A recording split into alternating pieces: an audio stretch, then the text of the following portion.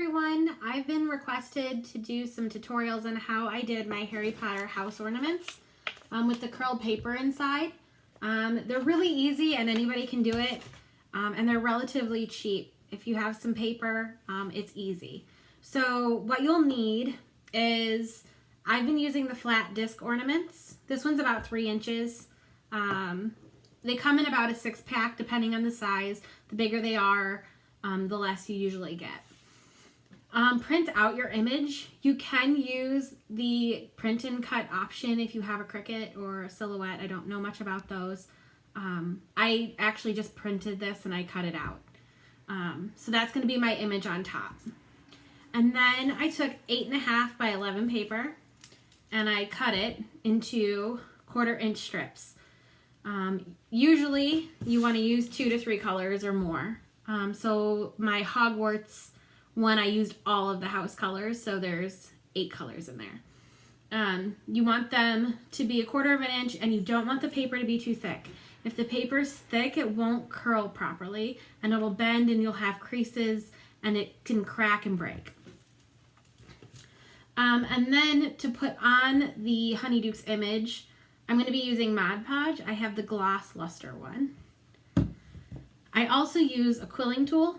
I don't know if you're going to be able to see it very well, but there is a slit there. The paper slips in it and it holds it while you spin it. If you don't have one of these, there is a way to do it with your pencil. I've honestly never done it because I do have the tool.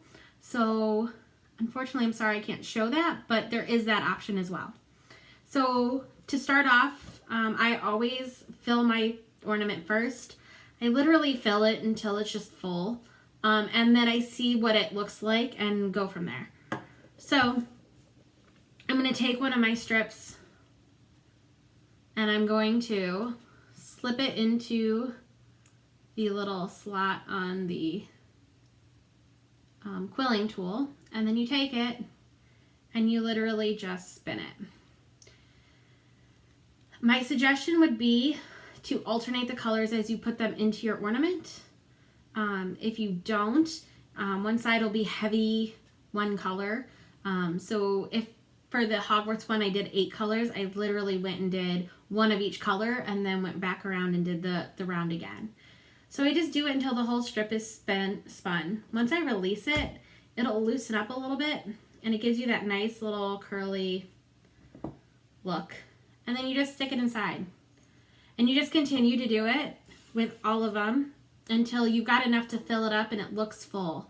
That's really how it is. You can leave it to your own preference. If you don't want as many in there, that's fine. If you want to have it full and they're bunched in there, that's fine as well. Whatever you prefer.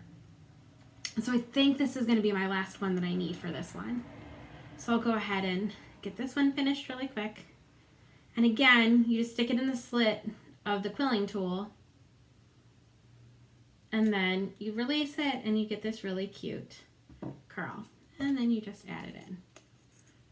So now once you've got it full, which I'm pretty happy with how this one looks, you just pick which side you like better. And that's the side I do not put my image on.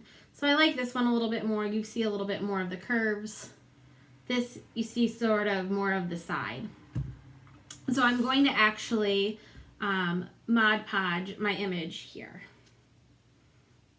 And so what I'm going to do at this point, I'm going to grab my paintbrush, my Mod Podge, and then I will do a thin coat on my ornament.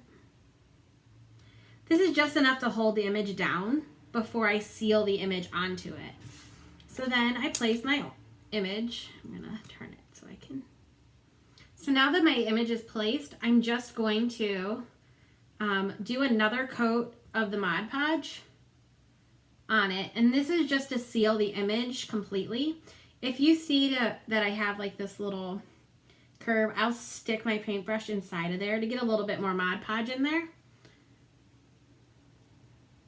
And then I just push it down with the paintbrush and it'll help get out some of that air. I do get a little bit of crinkles in it sometimes, but usually you can't really tell very much once it dries. and it gives a nice little aged look too if you're looking for an aged look. So you just continue to do this until it's all sealed in. And then I don't do a coat of Mod Podge on the whole thing. I just do it on the side that I put the image. I haven't had any issues with it doing it that way. So I think that's how I'm going to keep up with it. There's no point in wasting the product if you don't have to. So once you do that, you just let it dry. It takes a few minutes. Mod Podge doesn't take long. And then once they're done, let me pop one of these out. This is basically your finished product. This is my Hogwarts one that has the 8 different colors inside of it. So if I turn it around, you see the bunched up round curls of everything. But then you have the image on there and it's not coming off because this one's already dry. So that's basically all you have to do, and you can do these for anything. They don't have to be obviously Harry Potter. You could do your child's school or whatever you want to do. So I hope this helps you guys out, and I hope you enjoyed, and I'm sorry this is my first tutorial, so if it's not that great, I'm sorry, but I hope it at least helps you how to do this. All right, thanks.